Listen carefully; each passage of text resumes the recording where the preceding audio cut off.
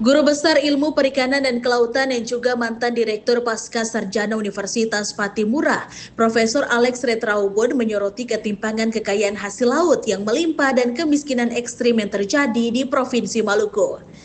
Dikatakan Maluku sebagai provinsi kepulauan yang memiliki luas lautan 13 kali daripada luas daratan, memiliki keunggulan pada kekayaan sumber daya laut, dalam hal itu perikanan. Lebih lanjut, mantan Wakil Menteri Perindustrian era Presiden SBY itu mempersoalkan bahwa apakah sumber daya laut itu membawa kesejahteraan bagi Maluku. Menurutnya tidak, dan tetap menjadi miskin di tengah-tengah kekayaan laut. Laut Maluku itu, ya, di Maluku luas lautnya itu hampir 13 kali daripada luas daratnya. Dan kalau kita bicara luasan laut antar provinsi, maka luas laut Maluku yang paling luas.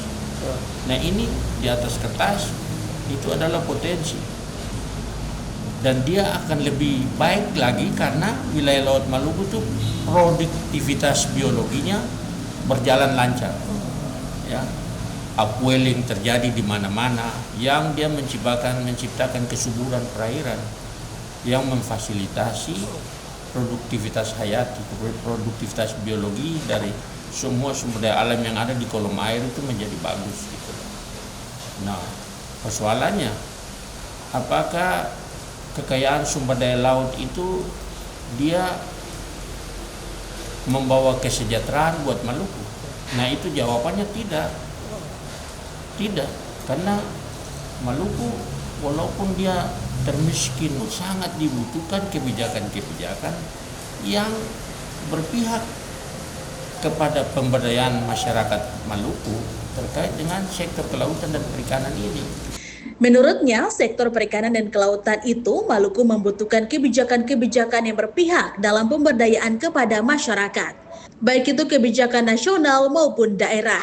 Ia mengungkapkan terima kasih kepada pemerintah atas proyek strategis nasional persetujuan pembangunan Maluku Integrated Port di Pulau Serang, yang katanya sebagai ganti Maluku Lumbung Ikan Nasional atau LIN.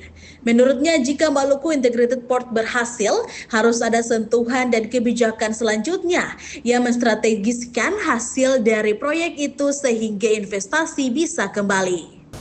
Nah, sekarang kita lihat sudah ada persetujuan pemerintah membangun Maluku Integrated Port yang katanya itu sebagai upaya pergantian dengan apa yang dulu kita perjuangkan terkait dengan Maluku sebagai lumbung ikan nasional.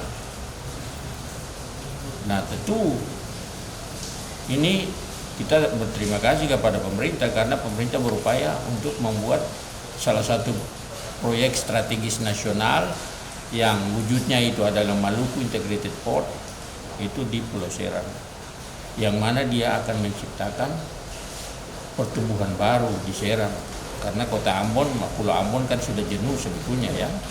Jadi dia menciptakan pertumbuhan ekonomi baru di Serang. Nah, tapi jangan lupa bahwa salah satu syarat daripada proyek strategis nasional itu adalah investasi pemerintah itu harus kembali.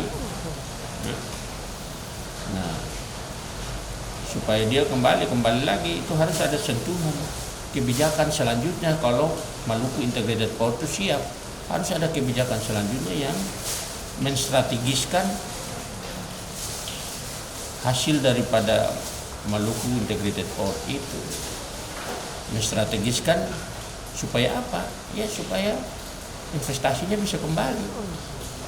Jadi sebelumnya juga Ketua Fraksi Gerindra DPRD Maluku, John Laipeni, menyoroti ketimpangan kekayaan laut dan kemiskinan ekstrim di Maluku. Seperti dikutip dari media Carang TV, ia menilai seluruh hasil tangkapan ikan itu, Maluku hanya mendapatkan 20% dan tidak sebanding dengan kekayaan alam yang dimiliki. Janice Balol melaporkan.